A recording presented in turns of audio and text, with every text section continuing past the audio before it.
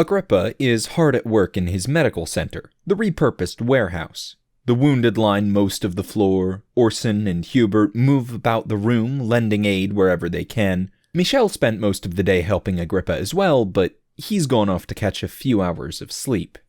The trio is united here, as Leona is one of the many wounded.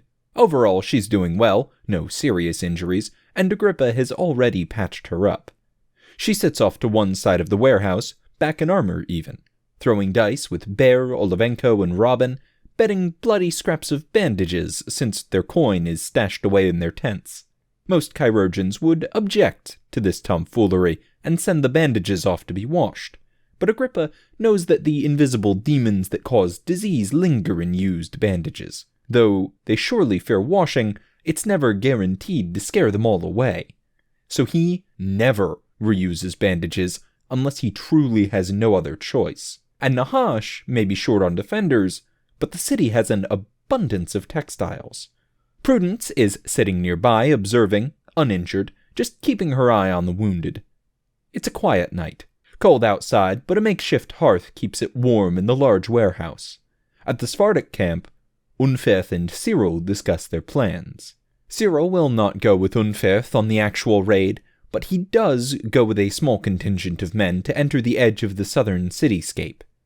There, they will wait in case Unferth needs assistance or a distraction to cover his retreat. Unferth, meanwhile, handpicks a small group of Bersarks, Vartror, and Ulfsknar, 6 in total. They hike the long way around, circling all of Nahash until they are due north of the docks, at which point they hug close to the buoyant pieces of wood they collected before setting out, and slip into the Tyre River. It's deadly cold, or it would be to mere mortal men, but Bersarks are tempered in the frozen north. Blessed with the fortitude of their bearskins, it's not exactly comfortable, but they can withstand the freezing water, for a time at least.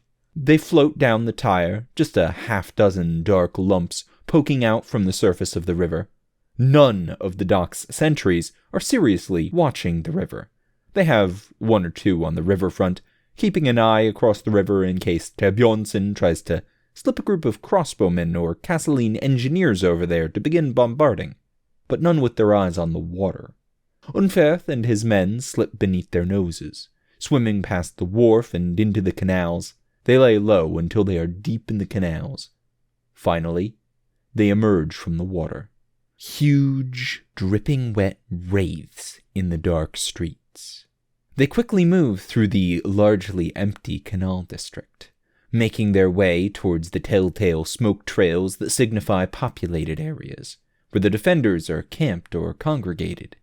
Several blocks away, they see a number of lamplights casting an orange glow over one section of the canals, and hear the sounds of muffled speech. As they approach, they spot a Serpentis knight commanding 3 militia sentries on a rooftop. It's a simple thing to approach, scale the side of the building, and dispatch the sentries silently. The main source of the light and sound appears to be a warehouse. Having dispatched the outside sentries, they quickly scope out the building.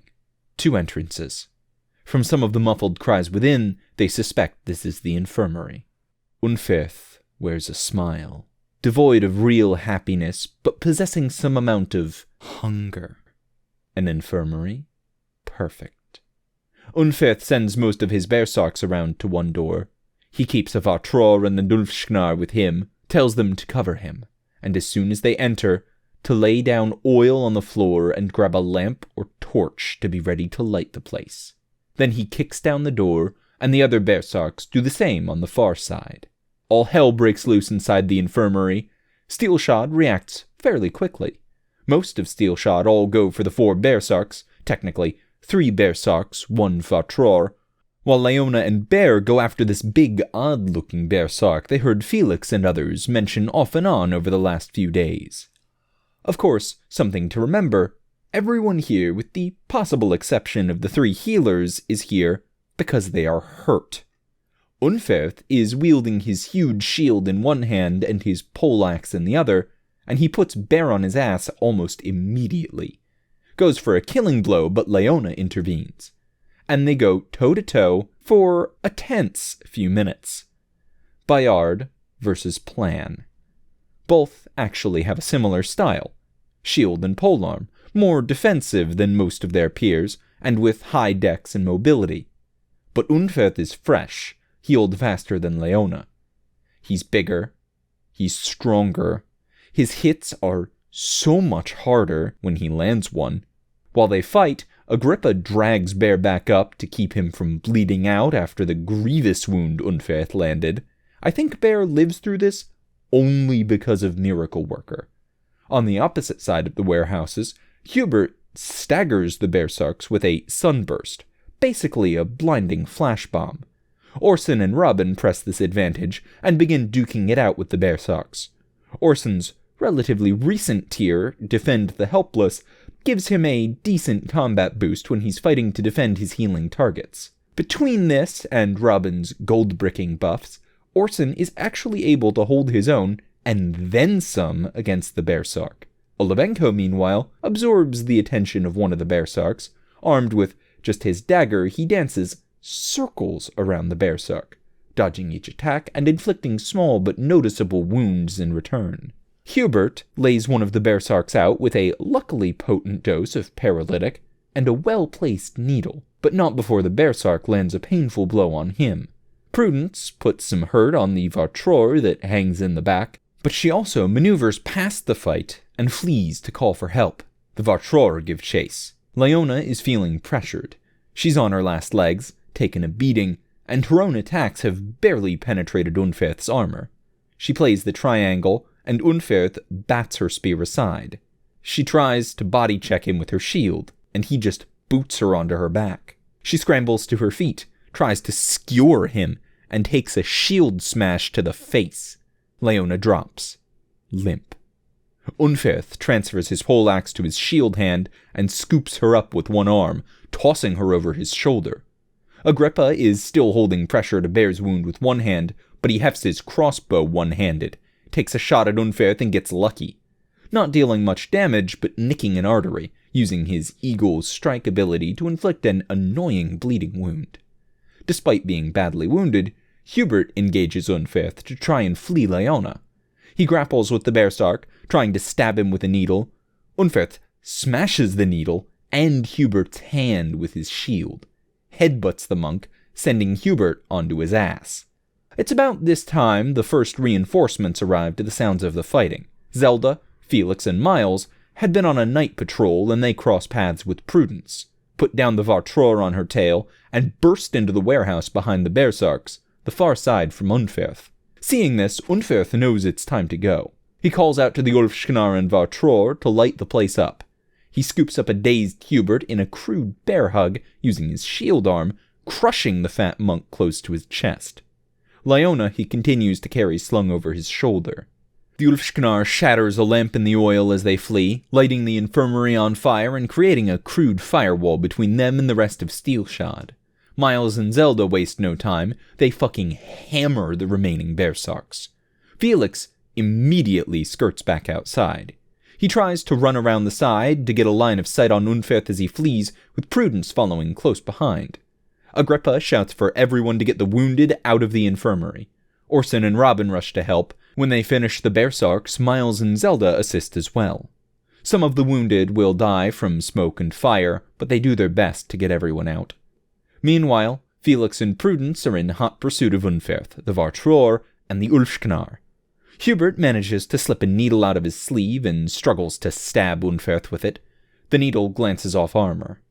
"Stop that," Unferth says as he jogs. "Terribly sorry," Hubert wheezes, then he tries again. Success! The needle pierces Unferth's flesh. Unferth powers through the poison with little more than a grimace. He squeezes Hubert tight, crushing Hubert's breath out of him, and he loses his grip on the needle. It's all he can do to stay conscious now. Unferth barks orders. The Vartror take a hiding place to shoot at Felix and Prudence, slowing their pursuit. The Ulfsknar howls, and outside the docks, Cyril has his forces press a sudden assault. Nothing serious, but the feint draws attention in the right place, creating a gap in the canal perimeter that Unferth will use to flee. Prudence diverges to deal with the Vartror, but Felix is single-minded. He's losing the foot race, but but he gets into position on a rooftop. Sees Unferth running for the edge of the canals. He takes careful aim, leads the Bearsark by several feet, and lets fly. It's like RNGesus knows what makes for a good story. The arrow flies true, sinking into Unferth's back. A mighty crit, it blows past Unferth's armor. Devastating damage, dropping him from lightly battered by Leona to near but not below 0 in one blow. Unferth staggers. Hubert blinks in surprise as he sees the tip of an arrow sprout from the upper left of Unferth's chest. "Oh my," Hubert says. "Isn't that through your heart?" Unferth grunts, looks down at the wound. "I don't have one," he says, and resumes his sprint for the perimeter. Felix takes one last desperate shot, misses, and Unferth disappears into the cityscape, soon to be enveloped by Cyril's waiting forces.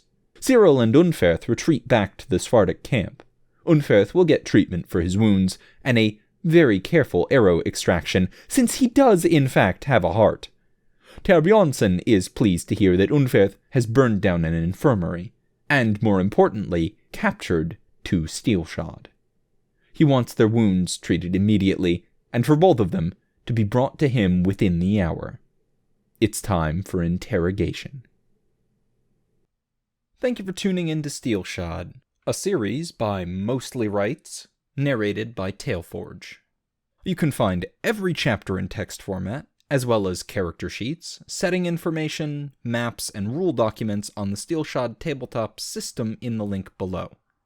If you'd like to support the channel, you can pop down to the description and use the Patreon link for recurring donations, the paypal.me link for one-time donations, the Teespring link for shirts with the incredibly cool background art by Nobody, or use the DriveThruRPG affiliate link the next time you're looking to try a new system. If you'd like to support the author, you can find Steelshod merch on the mostlyrights.com store, or donate to the Mostly Rights Patreon, which are both linked on reddit.com/r/mostlyrights down below.